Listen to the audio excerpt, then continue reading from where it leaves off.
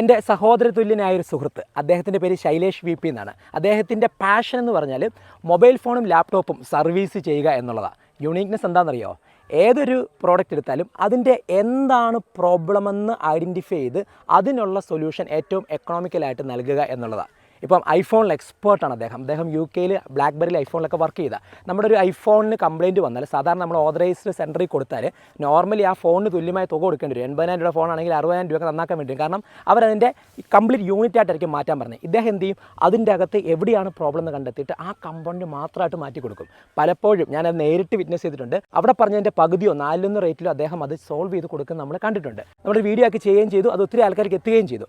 എന്നാൽ നമ്മുടെ നാട്ടിലെ ആൾക്കാർ അദ്ദേഹത്തിൻ്റെ ആ യൂണീക്നെസ് ആ പാഷൻ എങ്ങനെയാണ് ഉപയോഗിച്ചെന്നറിയാവോ? പല വ്യക്തികളും ഒരാവശ്യമില്ലാതെ വീട്ടിൽ കിടന്നിരുന്ന ഫോൺ, നമ്മുടെ പഴയ ഞെക്കുന്ന ഫോണില്ലേ, ക്വാർട്ടി ഫോൺ, മറ്റേ പ്രസ് ചെയ്യുന്ന ടൈപ്പ് ഫോൺ, ഈ ഫോൺ വരെ അദ്ദേഹത്തിൻ്റെ അടുത്ത് കൊണ്ടുപോയി കൊടുത്തു. എന്നിട്ട് ഇത് ഡെഡായി കിടക്കുന്ന നന്നാക്കി എടുക്കാൻ പറ്റുമോ? ആ ഐഫോൺ ഉൾപ്പെടെയുള്ള മറ്റ് ഫോണിൽ കൊണ്ട് കൊടുത്തവരുണ്ട് കേട്ടോ. അപ്പം ഇവരുടെയൊക്കെ ആവശ്യം എന്നുള്ളത് ഏറ്റവും കുറഞ്ഞ തിരക്കിൽ അല്ലെങ്കിൽ സൗജന്യമായിട്ട് നന്നാക്കി കിട്ടുമെന്നുള്ളതാണ്. അപ്പോൾ പല ഫോണും അദ്ദേഹം ചെക്ക് ചെയ്ത് നോക്കിയപ്പോൾ മനസ്സിലായി ഇത് ഡെഡാണ്, ഇത് പിന്നെ ഉപയോഗിക്കാൻ പറ്റത്തില്ല എന്ന് തിരിച്ചറിഞ്ഞു. ചിലതിലെ കമ്പോണൻസ് മാറിയാൽ നന്നാക്കാൻ പറ്റുമെന്ന് അദ്ദേഹം പറയുകയും ഇതിന് ഇത്ര തുകയാകുമെന്ന് പങ്കുവച്ചപ്പോൾ പലരുടെയും ടോൺ അങ്ങ് മാറി. ഇത്രയും തുകയാകുക, എന്നാൽ വേണ്ട, അല്ലെങ്കിൽ നന്നാക്കണ്ട എന്ന് പറഞ്ഞു. അപ്പോൾ അദ്ദേഹം ശൈലേഷ് ചേട്ടൻ പറഞ്ഞൊരു പരിഹാരം ഇതാണ്: ഒരു കാര്യം ചെയ്തു, ഞാൻ കമ്പോണൻസ് എന്തൊക്കെയാണെന്ന് കുറിച്ച് തരാം, നിങ്ങൾ തന്നെ പോയി ടൗണിൽ പോയി മേടിച്ചുകൊണ്ട് പോര്, എന്നിട്ട് ഞാനിത് സർവീസിൻ്റെ തുകയായിട്ടൊരു 100 രൂപ 200 രൂപ നിങ്ങൾ തന്നാൽ മതി എന്ന് പറഞ്ഞപ്പോഴും ആൾക്കാർക്ക് അത് താല്പര്യമില്ല. വേറെ വ്യക്തി ഐഫോണുമായിട്ട് ഓതറൈസ് സെൻറ്ററിൽ പോയപ്പോൾ നന്നാക്കി എടുക്കാൻ ഭയങ്കര തുകയാണെന്ന് പറഞ്ഞു. ഇവിടെ വന്നപ്പോൾ ശൈലേഷ് ചേട്ടൻ ഒരു 30 മിനിറ്റ് കൊണ്ട് അത് സോൾവ് ചെയ്ത് കൊടുത്തു. ആ സോൾവ് ചെയ്ത് കൊടുത്തപ്പോൾ ഒരു തുക, അതിനനുസൃതമായൊരു തുക അദ്ദേഹം പറഞ്ഞപ്പോൾ ഇത്രയും തുകയോ, ഈ 30 മിനിറ്റ് നന്നാക്കിയതിന് ഇത്രയും തുകയാണോ എന്ന രീതിയിൽ ആൾക്കാർ ചോദിച്ചു തുടങ്ങി. നമ്മൾ മനസ്സിലാക്കേണ്ട ഒരു കാര്യമുണ്ട്, 30 മിനിറ്റ് അദ്ദേഹം നന്നാക്കിയതിനല്ല ആ തുക. അദ്ദേഹത്തിൻ്റെ കഴിഞ്ഞ 10-20 വർഷത്തെ പഠനമുണ്ട് ഇത് ഇങ്ങനെ ആക്കിയെടുക്കുവാൻ. അദ്ദേഹത്തിൻ്റെ ആ യുണീക്കായിട്ടൊരു കഴിവുണ്ട് ഇതിൻ്റെ പരിഹാരം കണ്ടെത്താൻ. ഒരു പക്ഷേ ആ ഓതറൈസ് സെൻറ്ററിൽ പോയാൽ ഇതിൻ്റെ പല മടങ്ങ് കൊടുത്താലും നന്നാക്കി കിട്ടത്തില്ലാതിരുന്ന സംഭവം അദ്ദേഹം പരിഹാരം നൽകിയപ്പോൾ നമ്മൾ ആ വ്യക്തിയുടെ എഫേർട്ടിന് കൂലി കൊടുക്കാൻ മടിക്കുന്നു. ഇതാണ് ഈ നാടിൻ്റെ ശാപം, അല്ലേ? നമ്മൾക്കിടയിലെ ഒരുപാട് ചെറുപ്പക്കാർ ഇതുപോലെ അവരുടെ യുണീക്കായിട്ടുള്ള കഴിവുകൾ മുമ്പോട്ട് കൊണ്ടുവന്ന് അതിലൂടെ അതിനൊരു പ്രൊഫഷനാക്കാനും അതിനായിട്ട് മുമ്പോട്ട് പോകണമെങ്കിൽ അവനൊരു പ്രോഫിറ്റ് ഉണ്ടാകണം. എന്നാൽ ഈ പ്രോഫിറ്റിലേക്ക് വരുമ്പോൾ നമ്മളത് കൊടുക്കാൻ മടിക്കുകയും, അങ്ങനെ മടിക്കുമ്പോൾ സ്വാഭാവികമായിട്ടും പിന്നെ എന്ത് ചെയ്യും? അവരവരുടെ സേഫ് സോണിലേക്ക് പോകും. അവരും വീണ്ടും ഗവൺമെൻറ് ജോബിലേക്കും ഈ നമ്മുടെ കമൻറ്റ് ബോക്സിൽ പറഞ്ഞ വിദേശത്തേക്കും പോകുക എന്നുള്ള ഓപ്ഷനുള്ളൂ. ഒരു വ്യക്തി അവന് പാഷനേറ്റ് ആയിട്ടുള്ള മേഖലയിൽ യുണീക്നെസ്സുമായി വരുമ്പോൾ അവൻ അർഹമായ കൂലി കൊടുക്കാൻ നമ്മൾ മടി കാണിക്കരുത്. അങ്ങനെ മടി കാണിച്ചാൽ അങ്ങനെയുള്ള കഴിവുള്ള വ്യക്തികൾ അവർ ഈ പരിപാടി ഇട്ടിട്ട് പോകും. ഇവിടെ കേരളത്തിൽ കഴിവുള്ളവരില്ലാഞ്ഞിട്ടല്ല, എലോൺ മസ്കിനേക്കാൾ മിടുക്കരായ ഒരുപാട് ആൾക്കാരുണ്ട്. ഇതുപോലുള്ള 100 കണക്കിന് ആൾക്കാർ ഉദാഹരണം നിങ്ങളുടെ മുമ്പിലേക്ക് ഞാൻ തന്നെ കൊണ്ടുതരാം. അങ്ങനെയുള്ളവരെ സപ്പോർട്ട് ചെയ്യുക, അവർക്ക് അർഹമായ കൂലി കൊടുക്കുക, അവർക്ക് വളരാനുള്ള സ്പേസ് കൊടുക്കുക, അത് നമ്മുടെ കടമയാണ്. ഈ ഒരു സീരീസിലൂടെ നമ്മൾ എത്തിക്കേണ്ട ഒരു മെസ്സേജും അതാണ്.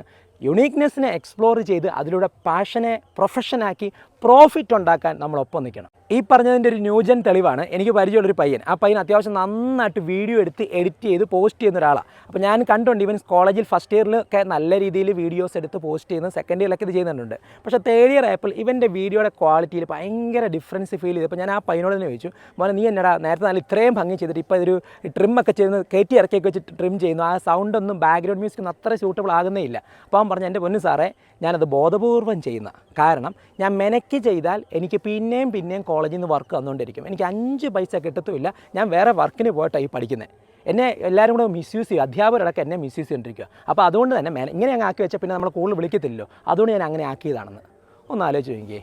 ശരിക്കും ആ പയ്യൻ്റെ കഴിവ് മിസ്യൂസ് ചെയ്തില്ല അധ്യാപകർ അല്ലെങ്കിൽ അവരാൾക്കാർ. ഒരു പക്ഷേ അവരിങ്ങനെ ചിന്തിച്ചിട്ടുണ്ടാകത്തില്ല, അവർ കോളേജിൽ പഠിക്കുന്ന കുട്ടിയല്ലേ, അവനെന്തിനാ വരുമാനം കൊടുക്കുന്നത്. ഒരു പക്ഷേ ആ കുട്ടി വരുമാനം ആഗ്രഹിക്കുന്നുണ്ടെങ്കിലോ, ആ കുട്ടിക്ക് വരുമാനം ആവശ്യമുണ്ടെങ്കിലോ, മുമ്പോട്ട് പോകാൻ ആഗ്രഹമുണ്ടെങ്കിലോ. അപ്പോൾ നമ്മൾ ഏറ്റവും അധികം ചെയ്യേണ്ട കാര്യം എന്ന് വെച്ചാൽ ഇത്തരത്തിൽ കഴിവുള്ളവർ അവരുടെ കഴിവ് പ്രകടിപ്പിക്കുമ്പോൾ അവർക്ക് അർഹമായ റിവാർഡ് കൊടുത്ത് നമ്മൾ ശീലിക്കണം. അവരോട് ചോദിക്കണം, മോനെ നീ വർക്ക് ചെയ്ത് ഞങ്ങളൊരു തുക തരട്ടെ. അത് കിട്ടുന്നതിൻ്റെ വലിയ തുക കൊടുക്കണമെന്നല്ല, ചെറിയൊരു തുകയാണെങ്കിലും അവന് സർവൈവ് ചെയ്യാനുള്ള തുക ഉണ്ടെങ്കിൽ മാത്രമേ അവന് നല്ലൊരു ക്യാമറയിലേക്ക് വരാനും നല്ല വർക്കുകൾ ചെയ്യാനും അത് പുറത്തേക്ക് കൊണ്ടുവരാൻ സാധിക്കുള്ളൂ. അത് എക്സ്പ്ലോർ ചെയ്താൽ നാളത്തെ ഒരു മികച്ച ഒരു എഡിറ്ററെ ആയിരിക്കും നമുക്ക് അവിടെ കിട്ടാൻ പോകുന്നത്. അവൻ്റെ ആ കഴിവിനെ വളർത്താനുള്ള അവസരം ഒരുക്കണം. ഞാനിത് പറയുമ്പോൾ നിങ്ങൾക്ക് എല്ലാവർക്കും ഇതിന് സമാനമായ അനുഭവം ഉണ്ടാവും. നിങ്ങളൊക്കെ പലതരത്തിലുള്ള കഴിവുകളും കാര്യങ്ങളും പലപ്പോഴായിട്ട് ഡെവലപ്പ് ചെയ്തപ്പോഴും അതിനെ മിസ്യൂസ് ചെയ്യപ്പെട്ടിട്ടുണ്ട്. പലരും അതിനെ സൗജന്യമാക്കി എടുത്തിട്ടുണ്ട് അല്ലേ. ഈ ശീലം നമ്മൾ മാറണം. നമ്മൾ വിദേശത്തേക്ക് നോക്കുമ്പോൾ അവിടെ 14 വയസ്സിൽ 15 വയസ്സിലൊക്കെ വർക്ക് ചെയ്യുന്ന വരുമാനം ഉണ്ടാക്കുന്നു.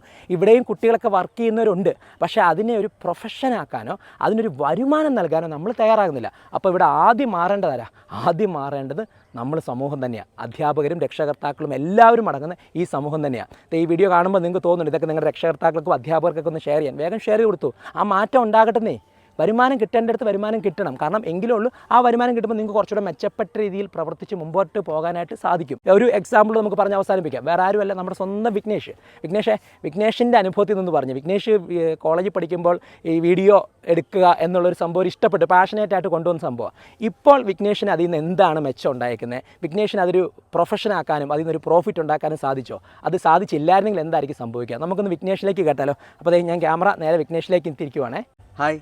സാറ് പറഞ്ഞ പോലെ എൻ്റെ പാഷൻ എന്നുള്ളത് വീഡിയോഗ്രാഫിയും വീഡിയോ എഡിറ്റിംഗ് ഒക്കെ ആയിരുന്നു. അപ്പോൾ അതിൻ്റെ ഭാഗമായിട്ട് കോളേജിലെ പ്രോഗ്രാംസൊക്കെ ഞാൻ ചെയ്യുമായിരുന്നു. അതിപ്പം പൈസയൊന്നും മേടിക്കാതെ തന്നെയാണ് ചെയ്തുകൊണ്ടിരുന്നത്. നമ്മുടെ ഇഷ്ടമായിരുന്നു. അതുകൊണ്ട് എൻ്റെ കോളേജ് റീൽസൊക്കെ നോക്കുമ്പോൾ എല്ലാവരും പറയും നിന്നെ മാത്രം എൻ്റെ അത് കാണുന്നില്ലല്ലോ. കാരണം ഞാൻ ക്യാമറയ്ക്ക് പിന്നിലായിരിക്കും എപ്പോഴും. എഡിറ്റ് ചെയ്യുക, അത് പോസ്റ്റ് ചെയ്യുമ്പോഴത്തേക്കും നമ്മുടെ ഒരു സന്തോഷമുണ്ടല്ലോ, അതായിരുന്നു അന്ന് പ്രാധാന്യം കൊടുത്തുകൊണ്ടിരുന്നത്. അത് MSW കഴിഞ്ഞപ്പോൾ ട്രെയിനർ ആവണമെന്നുള്ള ആഗ്രഹം കൊണ്ടാണ് അനീഷ് സാറിനെ വന്ന് കണ്ട് പഠിക്കണം എന്നുള്ള ആഗ്രഹത്തിലാണ് സാറിനെ കോൺടാക്ട് ചെയ്ത് സാറിൻ്റെ അടുത്ത് വന്നത്. അപ്പം സാറ് പറയാൻ തന്നെ ഞാൻ ഓട്ടോമാറ്റിക്കലി സാറിൻ്റെ സെഷൻ്റെ വീഡിയോസ് അന്ന് ഷൂട്ട് ചെയ്തിരുന്നു. അപ്പോൾ അതിനായിട്ടൊരു റെമ്യൂണറേഷൻ സാർ എനിക്ക് തരാമെന്ന് പറഞ്ഞപ്പം അതൊരു ഗുരുദക്ഷിണയായിട്ട് മാത്രമേ ഞാനിന്ന് കണ്ടുള്ളൂ. അതിനുശേഷമാണ് ആ വീഡിയോസ് കണ്ട് ഇഷ്ടപ്പെട്ടിട്ടാണ് സാറിനെ വിളിക്കുന്നതും അതിനുശേഷം സാറിൻ്റെ കൂടെ സ്ഥിരമായി സാറിൻ്റെ റീൽസ് എല്ലാം ഷൂട്ട് ചെയ്യാനായിട്ട് പോകുന്നത്. പക്ഷേ അന്ന് ഞാൻ പ്രതീക്ഷിക്കാത്തൊരു കാര്യമാണ്. കാരണം കോളേജിൽ പഠിക്കുമ്പം സന്തോഷത്തിന് വേണ്ടി മാത്രം ചെയ്തിരുന്ന കാര്യമായിരുന്നു വീഡിയോഗ്രാഫി എന്ന് പറയുന്നത്. പക്ഷേ അതെനിക്കൊരു വലിയ വരുമാനം എത്തിക്കുമെന്നുള്ളത് എനിക്ക് അന്ന് ഒരു അറിവില്ലാത്ത കാര്യമായിരുന്നു. ട്രെയിനിങ്ങിലൂടെ തന്നെ മുന്നോട്ട് പോകണമെന്ന് ആഗ്രഹിച്ചെങ്കിലും അതിനേക്കാളും കൂടുതൽ വരുമാനം എനിക്കിപ്പോൾ ലഭിക്കുന്നത് വീഡിയോഗ്രാഫി വീഡിയോ എഡിറ്റിങ്ങിലൂടെയാണ്. ഇപ്പോൾ സാറിൻ്റെ വർക്ക് കണ്ടിട്ട് തന്നെ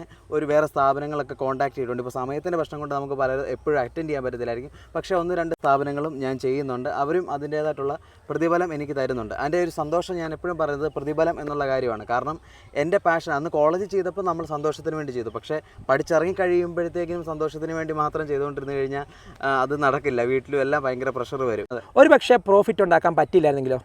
പ്രോഫിറ്റ് ഉണ്ടാക്കാൻ പറ്റിയില്ലായിരുന്നെങ്കിൽ ഈ മേഖല ചിലപ്പോൾ ഞാൻ ഉപേക്ഷിക്കേണ്ടി വന്നേനെ. കാരണം വരുമാനം കിട്ടാതെ നമുക്ക് ഒരിക്കലും മുന്നോട്ട് പോകാൻ പറ്റില്ല. അപ്പം എൻ്റെ ഈ ഒരു പാഷൻ എന്നുള്ളത് അല്ലെങ്കിൽ യൂണീക്നെസ് എന്നുള്ള കാര്യം എനിക്ക് ഉപേക്ഷിച്ചിട്ട് അത് മുന്നോട്ട് പോകേണ്ടി വന്നേനെ. ഇപ്പം ഉണ്ടായ ഒരു മാറ്റം എന്താണെന്ന് വെച്ചാൽ 10 മാസം സാറിൻ്റെ കൂടെ കൂടി വീഡിയോ എഡിറ്റിങ്ങിൻ്റെ അപ്പം ഞാൻ ആദ്യം തുടങ്ങിയ വർക്കിൻ്റെ റിസൾട്ട് അല്ല ഇപ്പോൾ കിട്ടുന്നത്. ഇപ്പം ഇൻസ്റ്റാഗ്രാമിന് വേണ്ടിയാണെങ്കിലും യൂട്യൂബിന് വേണ്ടിയാണ് ഫേസ്ബുക്കിന് വേണ്ടിയാണെങ്കിലും സെപ്പറേറ്റ് എന്തൊക്കെയാണ് വിഷ്വലി വേണ്ടത്, ആളുകൾക്ക് എന്തൊക്കെയാണ് നീഡെന്ന് മനസ്സിലാക്കി ചെയ്യാൻ പറ്റും. മറ്റേത് എൻ്റെ ഒരു ആഗ്രഹത്തിനനുസരിച്ച് എൻ്റെ ഒരു സാറ്റിസ്ഫാക്ഷൻ അനുസരിച്ച് ഞാൻ വീഡിയോ ചെയ്യുന്നു. ഇപ്പോൾ ഞാൻ കൂടുതലും എൻ്റെ അകത്ത് ആ ഒരു കഴിവ് ഡെവലപ്പ് ചെയ്തതുകൊണ്ട് ആളുകൾക്ക് എന്താണ് ആവശ്യം അതനുസരിച്ചുള്ള ഒരു ഗ്രോത്തിലേക്ക് ഈ 10 മാസം ഒരു പീരീഡ് എനിക്കൊരു ഗ്രോത്ത് അതിൻ്റെ അകത്ത് എൻ്റെ എഡിറ്റിംഗ് ഫീൽ ചെയ്യാൻ പറ്റുന്നുണ്ട്. പക്ഷേ മറ്റൊരു രീതി പോവുകയാണെങ്കിൽ അതെനിക്ക് വളർത്തിയെടുക്കാൻ പറ്റാതെ വരും. ശരിക്കും പറഞ്ഞാൽ വിഘ്നേഷിൻ്റെ ആ ഒരു ക്രിയേറ്റിവിറ്റി ഡെവലപ്പ് ചെയ്യാൻ സാധിച്ചത് അതുകൊണ്ടാണ്.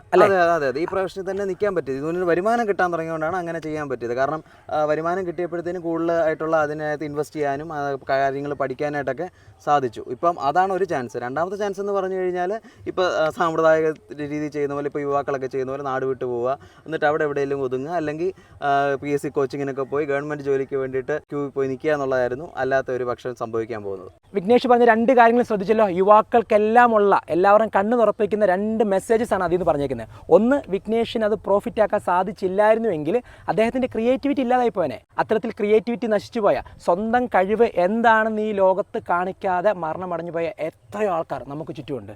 ശരിക്കും നമ്മുടെ യുവാക്കളിൽ നല്ല ശതമാനം ആൾക്കാരെയും കഴിവുകൾ നമ്മൾ ഉപയോഗിക്കാതെ സായിപ്പിൻ്റെ നാട്ടിലേക്ക് പോയിട്ട് അവിടെ പലയിടത്തും എല്ലാവരും നല്ല ജോലി നമുക്ക് പറയാൻ പറ്റത്തില്ലോ. ചിലരൊക്കെ വളരെ ചെറിയ തോതിലുള്ള ജോലികൾ ചെയ്ത് അവരുടെ കഴിവിനനുസരിച്ചല്ല എന്തോ ഒരു വരുമാനം കിട്ടുന്ന ലെവലിലേക്ക് പോകുക. ശരിക്കും അവരുടെ ആ കഴിവ് എക്സ്പ്ലോർ ചെയ്യണമെങ്കിൽ ഇത്തരത്തിൽ നമ്മൾ ചിന്തിക്കണ്ടേ. 2, വിഘ്നേഷിനെ പോലുള്ള യുവാക്കൾ ചെയ്ത ഏറ്റവും വലിയ നന്മ എന്താണെന്ന് ആലോചിച്ച് നോക്കിയേ. സത്യത്തിൽ ഇവിടെ ഗവൺമെൻറ് ജോബിന് നോക്കുന്നവരൊക്കെ ഏറ്റവും അധികം നന്ദി പറയേണ്ടത് ഇത്തരത്തിൽ ക്രിയേറ്റീവായിട്ട് ചിന്തിച്ച് പ്രവർത്തിച്ച യുവാക്കളോടാണ്. കാരണം ഇവരും കൂടെ വന്നിരുന്നെങ്കിൽ നിങ്ങളുടെ കോമ്പറ്റീഷൻ എത്രമാത്രം ടൈറ്റ് ആകുമായിരുന്നു. ഈ മാർക്കറ്റ് വീണ്ടും ബുദ്ധിമുട്ടായിരുന്നില്ല. സത്യത്തിൽ ഇങ്ങനെ ക്രിയേറ്റീവായിട്ട് ചിന്തിച്ച് സ്വന്തം പാഷൻ കൊണ്ട് യുണീക്നെസ് കൊണ്ട് ജീവിക്കുന്ന വ്യക്തികളാണ് മറ്റുള്ളവർക്ക് തൊഴിലവസരങ്ങൾ കൂടെ നൽകുന്നത്. അപ്പോൾ അതുകൂടെ ഓർത്തിട്ട് വേണം നമ്മുടെ ഈ ആശയത്തെ സപ്പോർട്ട് ചെയ്യാനായിട്ട്. അപ്പോൾ ഈ വിഘ്നേഷിനെ പോലെയൊക്കെ തന്നെ എല്ലാവരും ആ ആംഗിൾ ഒന്ന് ചിന്തിച്ച് വളരാനായിട്ടൊന്ന് എഫേർട്ട് ഇടുക കേട്ടോ. നമുക്കിവിടെ എല്ലാവരും വേണം. ഡോക്ടേഴ്സും വേണം, എഞ്ചിനീയേഴ്സും വേണം, കർഷകരും വേണം, സംരംഭകരും വേണം, സിനിമാ നടന്മാർ, രാഷ്ട്രീയക്കാരെല്ലാം വേണം. അതിലേക്ക് ആകുന്നത് പാഷനേറ്റുള്ള വ്യക്തികളാകുമ്പോൾ കറക്റ്റ് ട്രാക്കിലേക്ക് നമുക്ക് എത്താനായിട്ട് സാധിക്കും. അപ്പോൾ എങ്ങനെ പാഷനും പർപ്പസും കണ്ടെത്താമെന്നുള്ളത് അടുത്ത വീഡിയോ നമ്മൾ പങ്കുവെക്കുന്നുണ്ടാകും. അപ്പോൾ നിങ്ങളിപ്പോൾ ഇപ്പോൾ ചെയ്യേണ്ടത് യുണീക്നെസ് എന്താണെന്ന് മനസ്സിലായിട്ടുണ്ടെന്ന് വിശ്വസിക്കുന്നു. നിങ്ങളുടെ പാഷൻ തിരിച്ചറിഞ്ഞിട്ടുണ്ടെങ്കിൽ പാഷനും യുണീക്നെസ് ഒന്ന് കമൻറ്റ് ചെയ്തു, ബാക്കിയുള്ളവർക്കൊരു ഇൻസ്പിറേഷൻ ആകട്ടെ. അപ്പോൾ എല്ലാവരും ലൈക്ക് ചെയ്തു എന്ന് വിശ്വസിക്കുന്നു. ഒപ്പം തന്നെ ഷെയർ ചെയ്ത് നൽകണം. എങ്കിൽ മാത്രമേ ഉള്ളൂ നമ്മുടെ ഒരു ആശയം എല്ലാവരിലേക്ക് എത്തിച്ച് ഈ ഒരു മാറ്റം ഇവിടെ എത്തിക്കാനായിട്ട് സാധിക്കുന്നുള്ളൂ. അപ്പോൾ നിങ്ങളുടെ സപ്പോർട്ട് പ്രതീക്ഷ കൊണ്ട് നിർത്തുന്നു. ഇൻസ്പയർ വിത്ത് അനീഷ് മോഹൻ.